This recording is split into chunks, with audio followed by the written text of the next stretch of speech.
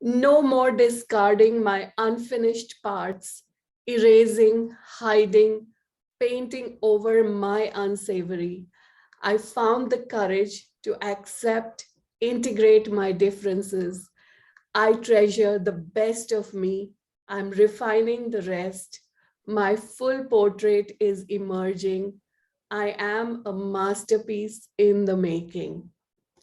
Hey, this is Nilofer Safdar, author, summit host, coach, healer, and you are tuned in to the Genius Activator podcast.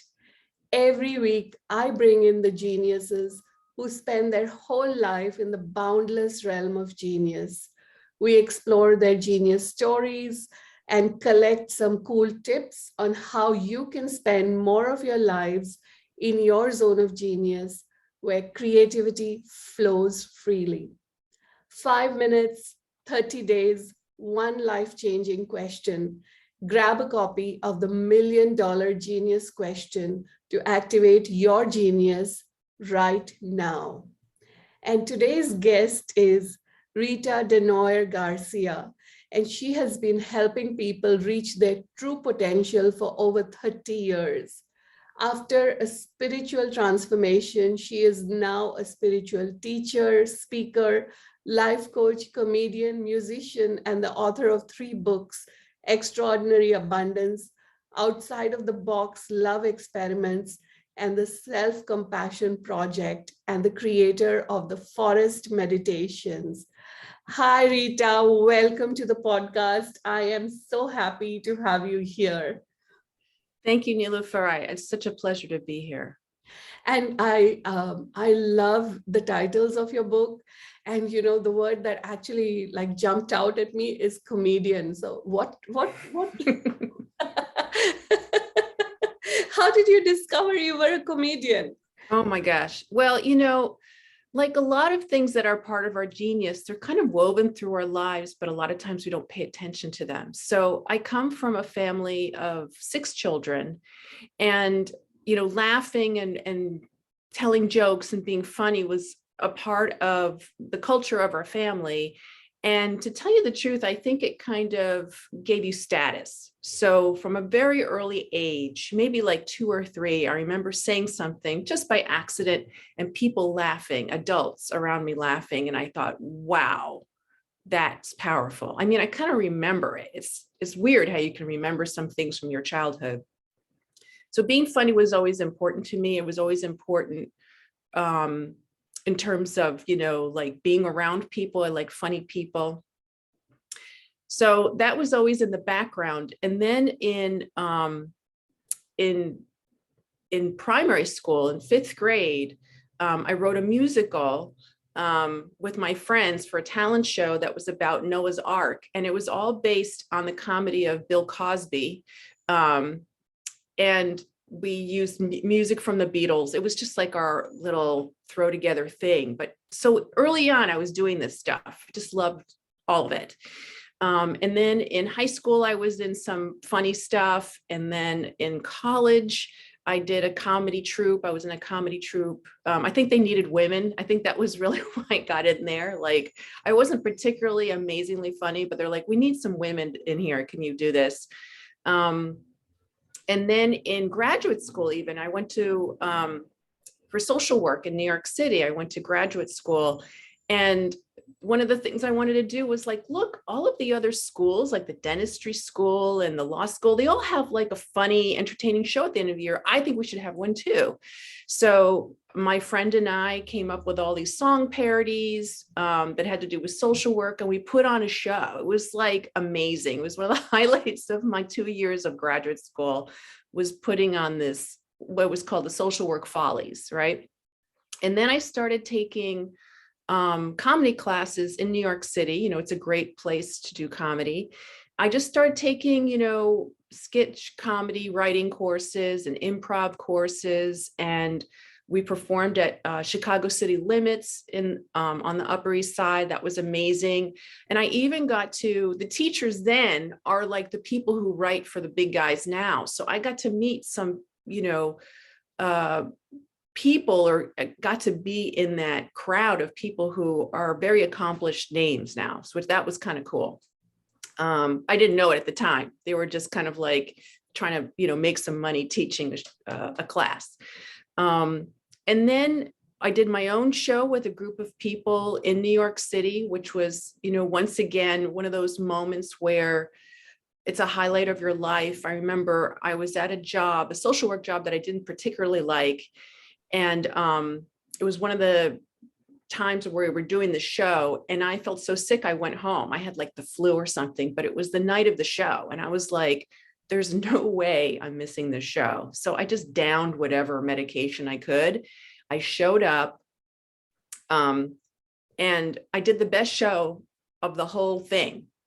And people couldn't believe I was sick until the last curtain closed. And then I kind of collapsed, It was one of those moments where the adrenaline is pumping. And so you're just like, I'm doing this. And then right after it ends, you're just like, okay, I got to go to bed. So that's when like you're really, for me, that's a sign. You don't have to be at that extreme, but that this is what you really want to do. This is what makes you feel alive, is that moment of like, I can do this under any circumstances. This is like what I just do. I'm made for this. So I did that all through my 20s. And then, but it's a wacky world, with a lot of dysfunctional people. And I was a social worker, so I spotted them. And I wasn't sure the comedy life was for me, if I was going to be able to have a family or a normal life. So I kind of put it on the shelf for a long time. And then, maybe about 5 years ago or so, I was not wanting to do what I do now, which is coaching. And I thought, try this comedy thing again. It was kind of on my bucket list. And I noticed that in my town, in the adult school, they had a stand-up comedy class. And I went, oh my gosh, I think I want to do this. I was petrified though. I was completely petrified to do this. I even I remember I was registering for the class and my hand was shaking. So and to me, that means you got to do this. You're scared out of your mind, but you want to do it. I think that means you not got to do it.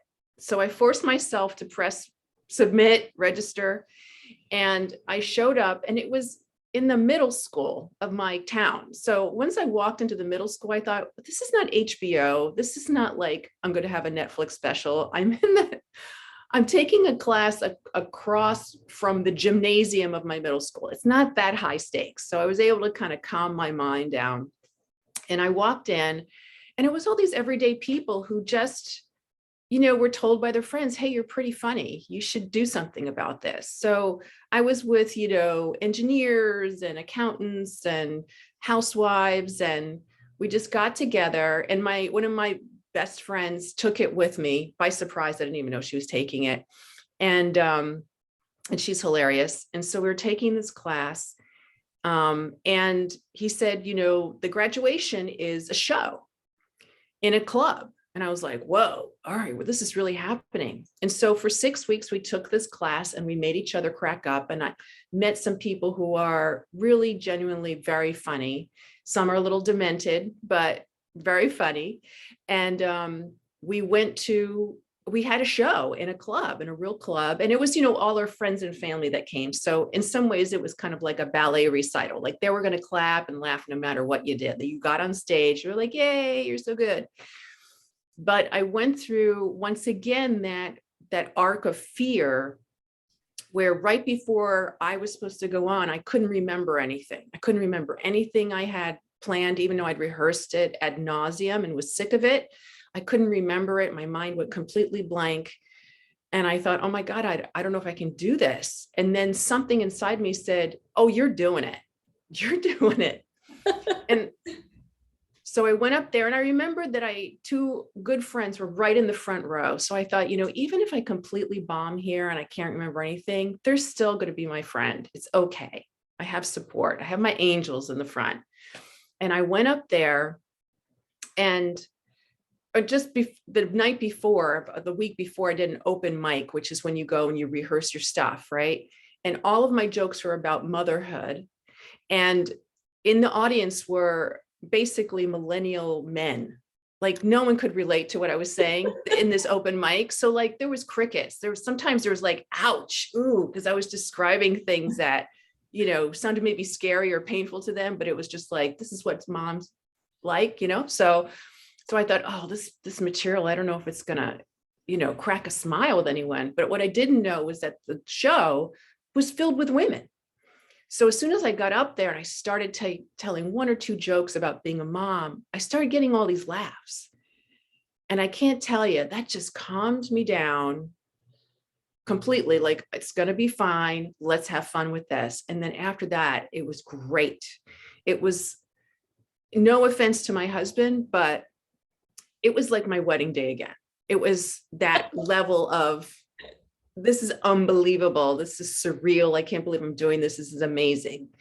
And I came off the stage and I went right back to where the bathrooms are. And there's like a bar back there. And I thought, I'm just going to have a glass of white wine and just sit with myself that I did this big thing. It was a big, going out of your comfort zone situation.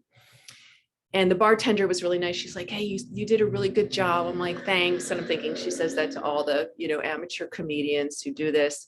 And I'm having my wine. And this woman comes back and she says, I'm a mom of 3 kids too. I never go out. I thought you were hilarious. I almost peed my pants. I laughed so hard. And I thought, you're welcome, but what I got from that was, hey, this is valuable. This is you expressing yourself, which is worth the whole thing.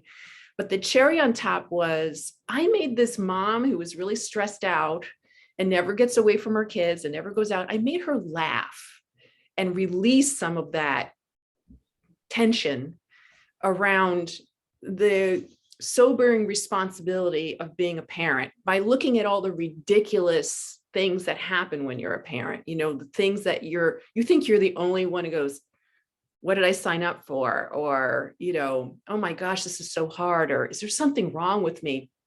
And I got to voice that in a funny way, and it helped her release her tension. And I went, wow, this is so much better than I thought it was going to be. Like, it was kind of magical, I have to tell you. And so I just kept doing it. I kept going out there. And for a while, I kept thinking I had to come up with different jokes all the time. And then other comedians are like, no, just do the same jokes and get better at them. Don't worry about all the new material. And I just started doing sort of the amateur circuit, just hanging out with other comedians. Some were getting paid, some were just doing it because this is their bucket list, fun thing to do. I got to meet a lot of people who are so much better than me and do an hour, who do the specials, who go on the tours. That was amazing. I learned a lot from them. And then I started doing shows, like making shows, producing shows.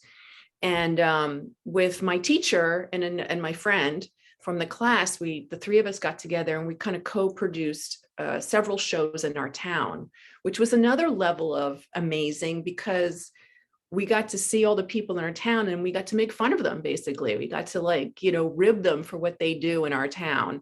And in each show we'd have a headliner, like a professional headliner. So even if everyone else bombed, they got a good 30-40 minutes of like solid comedy that they paid for. And the great thing is we got paid for it. We made money doing this. I couldn't believe it. I was just like, everyone says that doing comedy doesn't pay, but we're getting paid to do comedy because we always slot ourselves a little 5 or 10 minutes to do our bit. So that was another magical experience that my friend and I were like, wow, this is amazing. How did we fall into this? And then our last show was on March 6th, 2020. And right after that, everything shut down for about 2 years. So we kind of squeezed it right under there, and then I switched gears into what I do now. But I have to tell you, I was at the grocery store just this week, and I ran into one of the guys from my class, and he's teaching the class now. And I said, how's it going? And he's like, hey, you want to come to the next show and do, 5-10 minutes? And I went, I don't know. It's been 2 years, but I thought, I wonder if this is a little nudge again. It's time to get up there and do a little more. So I was meditating this morning, and all that was coming in were jokes. Jokes. So I thought. And isn't that amazing? Like, the word that really popped up for me was comedian. So yeah, there's your second validation that, go for it. Yeah, why not? As you were talking, I was remembering this woman that I used to watch. She's a stand-up comedian. I don't remember her name. She is an Indian who is married to this European, and she lives in the UK, and she talks all about being a mom and her 3 kids and all of that stuff. And I was just, as you were talking, I was remembering her. And maybe it's time to put your comedy on YouTube, for example. Who knows? Yeah, well, I do have some of my shows on YouTube on a separate channel from my more spiritual work. I have it on my more personal channel, but yeah, it is up there if you want to take a look. Oh, wow. I would absolutely love to. So this was like an amazing diversion into one of your zones of genius. And I love how, we don't have just one thing that we're genius at. We have all these different layers and some of these things that we've kind of, had while growing up, and somewhere we lose touch with them, and then we find it again, or it finds us again, and the journey continues with that. So I love it. I also love your other story, where you found what you're doing now, and I'd love to hear from you, like, what was that moment where you discovered that moment of genius, or that aspect of your genius? So one of the things that I did when I was, the crazy mom, chaotic mom of 3 young children, was I realized I wasn't busy enough with 3 kids. I don't know what that means. I think part of it was I wanted something that was my own. It was separate from children. And so I started my own business. And it was really going down the toilet really fast. It was just a disaster of a business, in that I didn't have childcare. I was trying to do it with a toddler on my knee. It was not in my zone of genius at all.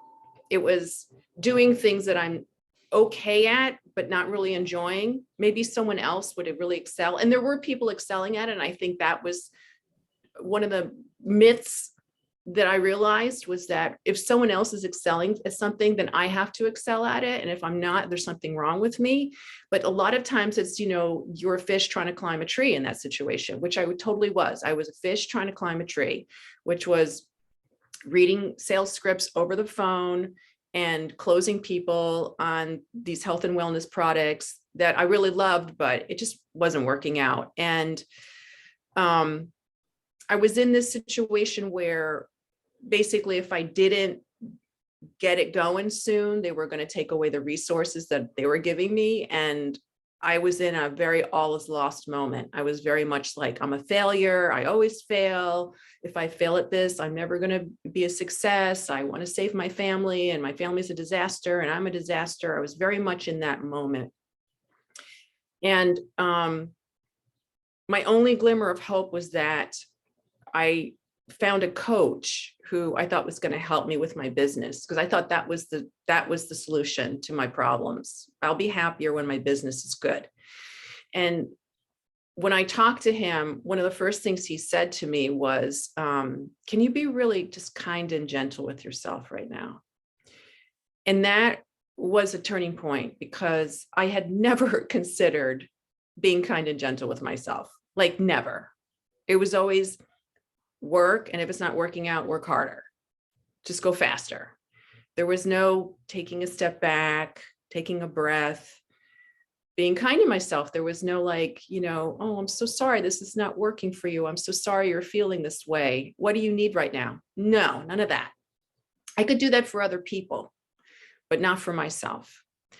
And so when he asked me that question, and even though I was kind of poo-pooing it and had a lot of skepticism around it, I did it and I started to sob. I just started really just like crying in a way, like all this stuff was coming out of me. And after that, I was like, wow, I think I need to work with this guy. He's onto something here. And that was the beginning of this work around self-compassion that I do, which is the book behind you. I know you can't hear the book, but I'm pointing to a book. And that was my journey into how to give yourself a break, how to understand yourself. And when you're reading that poem, it was like, this is exactly what I do. Bringing together all these parts of yourself that normally you would put away, avoid, condemn, repress, distract yourself from. It was like, come, all of you. I want to see you all at the table. I want to appreciate all of you. And what I realized in that process is that you could take a part of yourself that maybe is like a crazy woman with a chainsaw, wielding it, and turn her into a Jedi Knight with a lightsaber who doesn't even need to use a lightsaber that often. It's more like just walking in the room with that presence changes the room. So, but you need something to make her transform. And that's self-compassion. When you give someone compassion, they change if they're open to it. So the work that I started doing was really about first of all, what are all these parts of my personality? What do I really believe? What do I really believe? Not what I say I believe, but what do I really believe? What are my core beliefs? What's really driving me? And I realized with this business that was failing, what was driving me was I have to prove I'm enough. I have to prove I'm worthy. I have to contribute in a bigger way to this family. I have to save this family so that I'm enough. And of course, when you come from a place of I'm not enough, nothing is enough. There's not enough time. There's not enough space. There's not enough money. There's not enough of anything. But I didn't know I was doing that to myself until I started working with this coach. That was a huge turning point. And then the other thing that I realized was even in this, I was getting marketing training to do this business. And my favorite part of the marketing training was the mindset. It wasn't the scripts and how to close someone. It was, what does your mindset need to be to do this in general? And I love that class. And I realized that mindset is a big part of what I do now too. Sometimes I'm even like quoting the same people the guy who taught it was doing. So right along with me were the elements of my genius and my success. But because I was coming from this place of I'm not enough, I'm not worthy, I couldn't even notice those things. You don't even notice it. Does that make sense, what I'm saying to you? Oh, it is, you are so accurate with that, because I discovered this a long time ago too.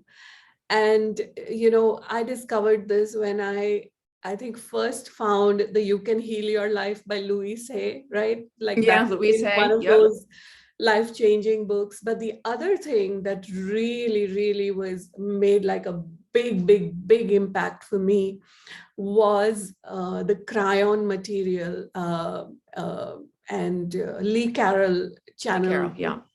So, the first time I got the first, I was in some program and my mentor, I met him once and he said, here, this is a book. I was in India at that time. And he said, it costs 1,800 rupees because, converting the dollars to Indian rupees, it was a huge amount. And he said, you need to get this. And he just handed it to me. And I took that book, I paid him the money. And, the book, it began with, you are dearly loved. And then, what I got from reading that first book, that first chapter was that no matter how bad you think you are, no matter what horrible things you think you have done, it's all okay. And, God loves you and you can love yourself too. And that's what I got from reading that book. And that's what I continued to get reading all the chapters in that book and reading all those subsequent books and all of that. And that just totally transformed my whole life. Yep. Because, going from literally, I remember I was 22, 23 at that point of time. I used to be so angry at everything and everyone. And, I was in so much judgment of myself that, I'm such an angry person. I'm such a horrible person. And, nobody's ever going to love me. And these are all the horrible things I've done. And then I would come back to this book, and it's okay. Even if all of Yeah. that is there, I still love myself and I still accept myself. And that book, it just transformed my whole life. And then after that, all the work that I have been doing, it's all been towards, no judgment. And the place that you actually start that from is, no judgment of yourself. And of Yeah. course, this world is designed in such a way that you default into judgment. But the thing is that you can really like catch yourself and, again, go to this place of no judgment. And that's when, your whole perspective about everything changes. Yeah. So I think this is core, like this is like fundamental work. This is something which should be taught to every, the kids should be taught this right from the time Yeah. that they are born. But unfortunately, we live in a world where, judgment is used as a tool to get people to do things, which is really, really bad. Yeah. Shame and blame. Shame and blame. Exactly. It's because it's a powerful way to control people. Exactly. And it works in that it causes a certain reaction, but over the long term, there are these huge costs. And, as a parent, I realized that too, like, yeah, sure, I could shame my kids into doing something, but at what cost? What is it going to cost all of us? So, I think I was run on shame.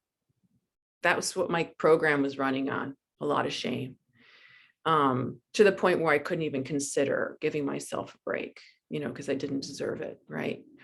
And I even remember being in college. I went to a Catholic college and we had these, you could do a retreat. I did a silent retreat for a weekend. That was about all I could do. You could do it for a week, but I was like, no, I'm going to do it for a weekend.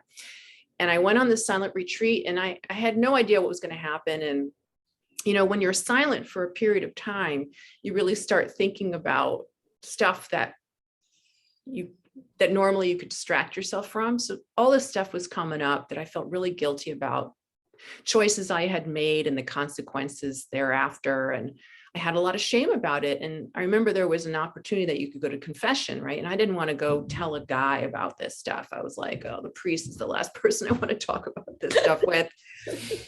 But there was a counselor, there was a woman pastor, and she's like, no, he's cool. It's all right. Just go. And this is what the Catholics do, right? You go to confession. So it's like, all right, whatever. So I tell him what's going on. And he's like, oh, child, because they say, oh, child, God has already forgiven you. Can you forgive yourself? And I'm getting even emotional talking about it right now, because really that's what it's about, is about forgiving yourself. Because you're already forgiven, right? But, But actually, there's nothing to even forgive, right? Yeah, and there's nothing to forgive. Yeah.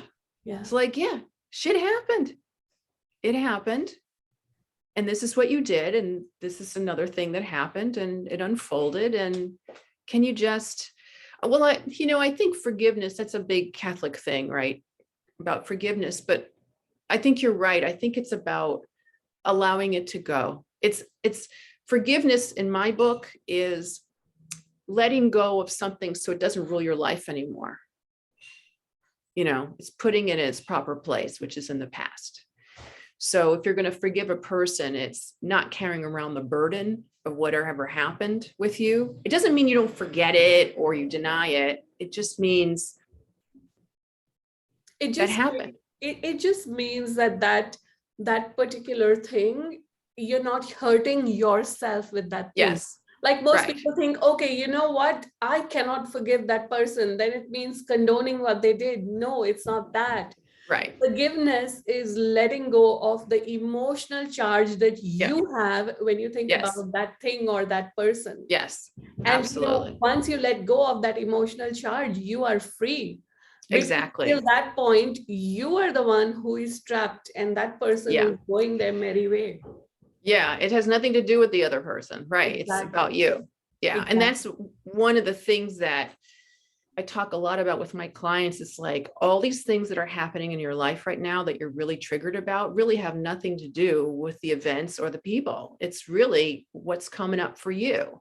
And when you really understand that, it's a whole different world, because you stop trying to change and manipulate and fix everything all the time that's happening, and you start going inward. So like one of the things I find myself repeating all the time is, when X happens, it's really just an indicator, and like you feel whatever, frustration, anger, rage, jealousy, it's just an indicator. It's time to go inward and process this stuff.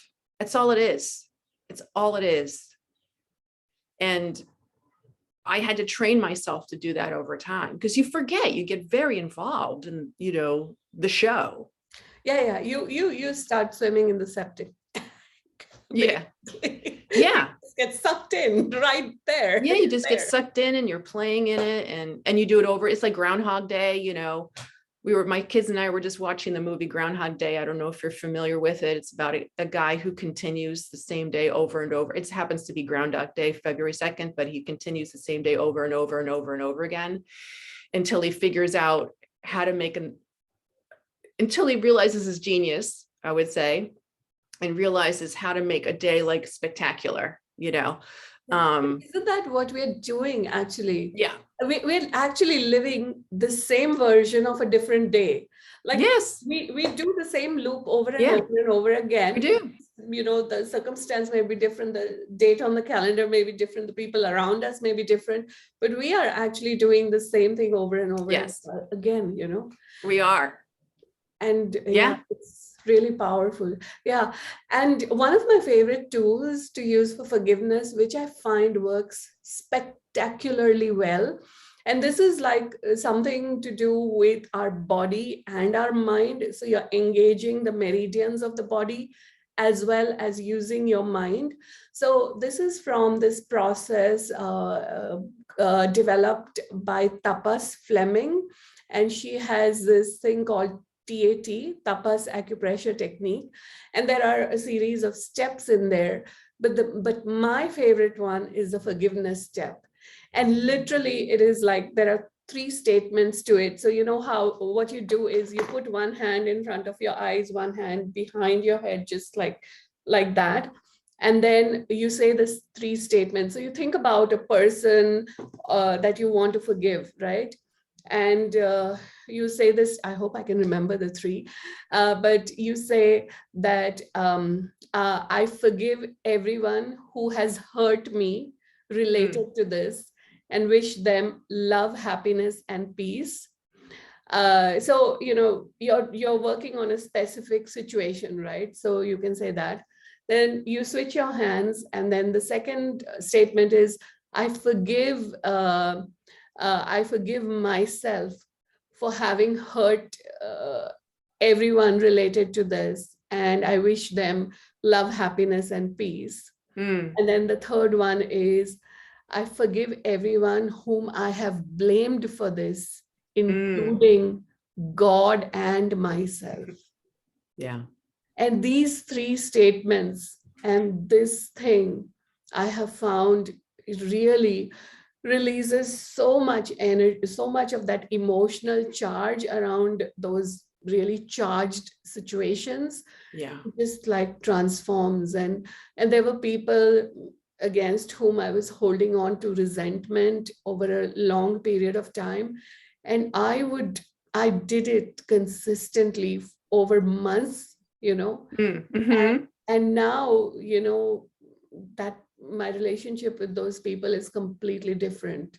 It's Isn't that amazing? yeah, it's Yeah, amazing. I love that. It's That's amazing. wonderful. So like,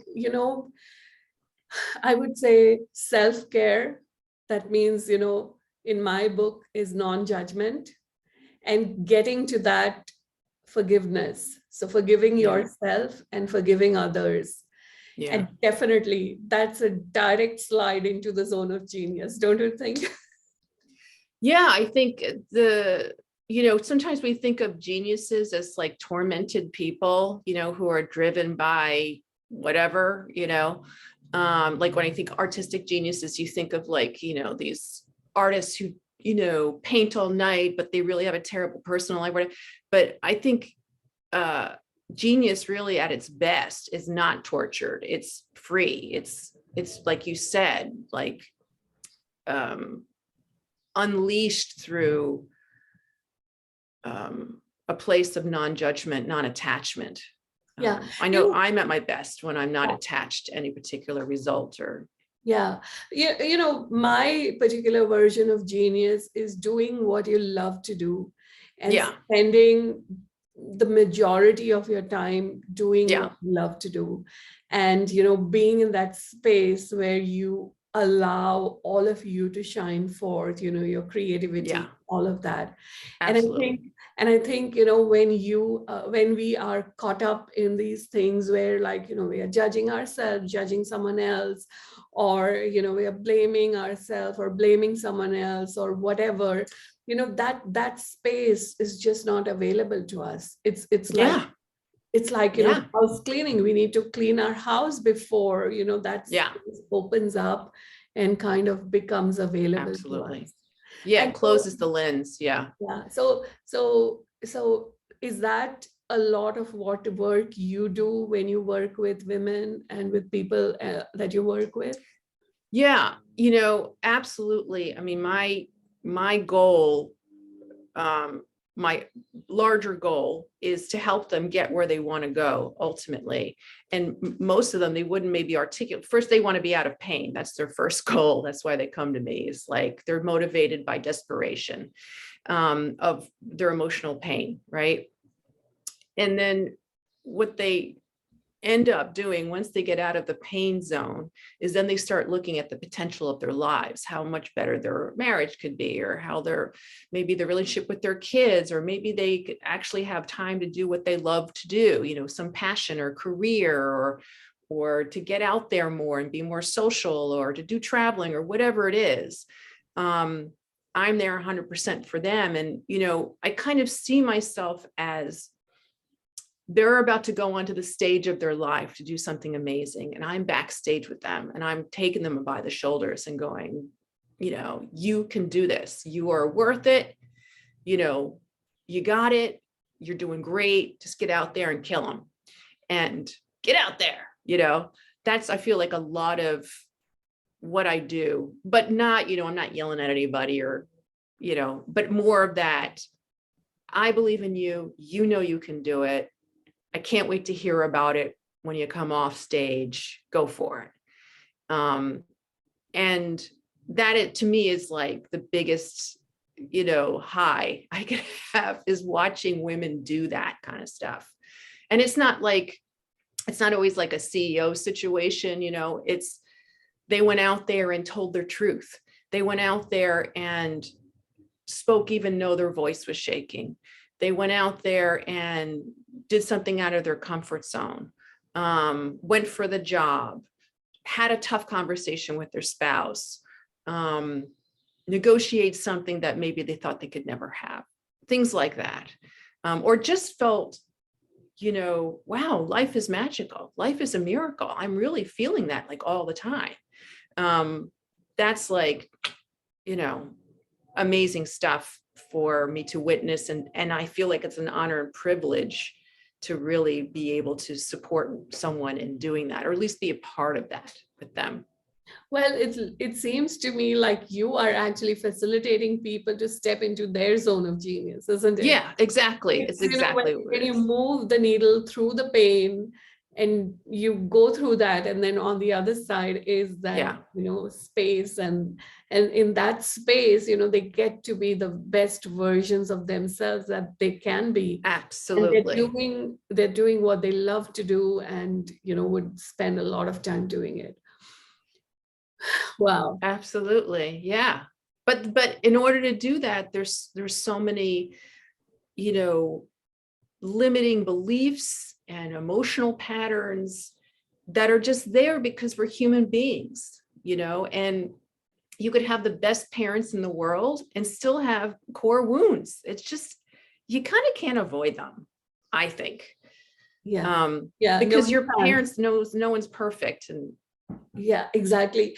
And in his book, The Big Leap, Gay Hendricks, he talks about all these things, or is it the Genius Zone, one of them? So okay. he talks about all these little things as genius moments. So like Mm, your limiting belief is a genius moment, and you pass through the genius moment, and you reach the genius zone, because you know that the genius moment is that window or that doorway into yes. the zone of Yes. genius. Absolutely. I think different teachers have talked about it in different ways, like Robert Scheinfeld, who wrote Busting Loose from the Money Game, talked about Easter eggs, that every time you have a discomforting thought, that is an Easter egg. And in that egg is unclaimed power. So like you said, it's like a door you go through, or, every time you're triggered by something, that is a door, a portal that will bring you to a new place, right? But we avoid it. We want to walk around with bubble wrap. We never want to be triggered because it's uncomfortable. It's like, no, you go through the discomfort. The discomforts bring you into a place that you don't even know about. That's amazing. I'm trying to think of another example. I just lost my head. Oh, one thing I did want to bring up that was one of my kind of ways to my genius was about 10 years ago. Someone said to me, "What's your ideal day?" And I thought, oh, wow, what is my ideal day? And I really gave it some thought. And I wrote down exactly what would happen on my ideal day, and it would be like, you wake up, you feel great, you have an amazing breakfast, kiss your kids, they go off to school, kiss your husband, he goes off to work, and then you're doing this, that, and the other that you really love. And then you go out jogging, and then you come back and you take a shot, like I had my point by point. If I had an ideal day where I got to do all the things I love, what would I do? And it had helping other people in there. It had taking care of myself. It had eating yummy, healthy food. It had creativity. It had social time, time with my family, cooking. It had all these elements to it, maybe doing a little writing. And I started looking at my calendar going, how many of those things are actually in my calendar? Like, do I make time for cooking? Do I make time to go outside and take a walk in the woods? Do I make time for, writing something? What do I do? And I noticed slowly over time, I started having these ideal days where I was doing like 4 or 5 of those things. And now I've noticed in my calendar, because for me, if I don't write it down, it kind of doesn't happen. I have to write it down. I've noticed that the vast majority of my days are ideal days where I get to do all of these things.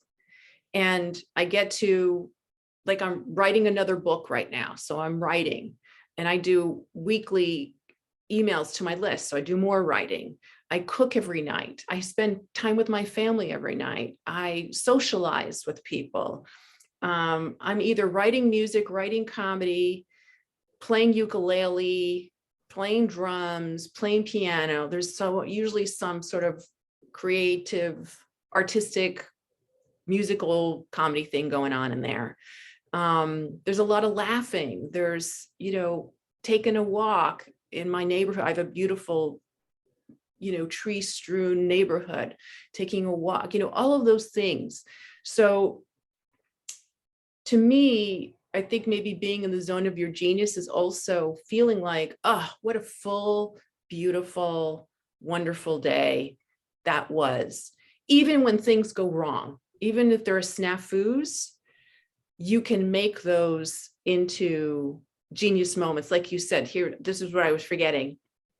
I belong to an accountability group for my business, and I find it a great way to keep on track, a great way to do things that maybe if you put off doing things because you're afraid or you're not sure. Accountability groups are great because they not only make you recognize that you've planned to do something, but for me, being able to talk about it after I do it, even if it fails horribly, helps me to do it.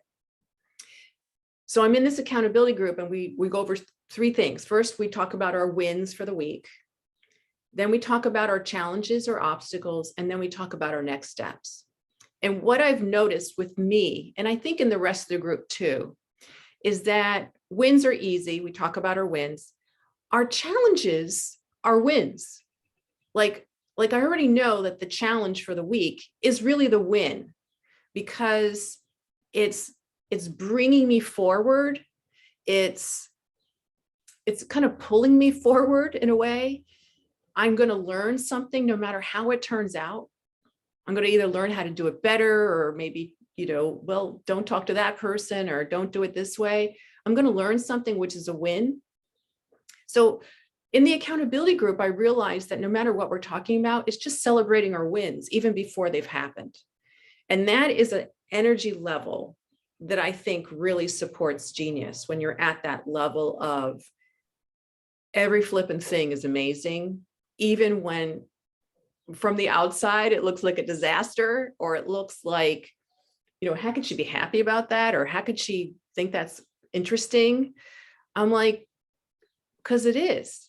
And I know, like, my mind will make it bad or wrong. I may have feelings about it, but I know on the other side of that, as I process those feelings and recognize it's my mind, my little cloud cover mind, that there's something amazing on the other side of that that's going to make me more free. It's just going to bring more freedom to me. So once I got that understanding and I knew that's the game, so much more fun to play. So much more fun, because it's not slogging through life. It's, oh, wow, that came up. What is that about? I know on the other side of that is like some major breakthrough and freedom. So it's okay. Like, let's go. Let's do it. Let's do it. Because I know what's on the other side. It's so much easier. It's like when you're giving birth and you're in some intense periods, but if you have someone or inside, there's something really amazing on the other side of this, and every intense contraction is one step closer to that. So much easier to go through that when you're freaked out and you're panicked, right? And you're kind of fighting the whole thing. Exactly. Different situation. Exactly. I love it. And I love the 3 things that you do, like talk about your wins, talk about your challenges, and then what's the next step. I love that. I love that. Rita, thank you so much. This has been really, really amazing. And, I love your thing about comedy. I love your whole movement that you have created around self-compassion. And this is such an important part of, I think, what everyone should have as part of their life. Yeah, absolutely. Thank you so much, Nilofer. I appreciate it. Yeah, it's been just wonderful. And thank you so much for listening, you guys. And until next time, live your whole life in the boundless realm of your genius. I'm Nilofer, your Genius Activator coach, and I'll see you next week. And don't forget to grab a copy of the $1 Million Genius Question, 5 minutes, 30 days, one life-changing question. That's all it takes to activate the genius within you.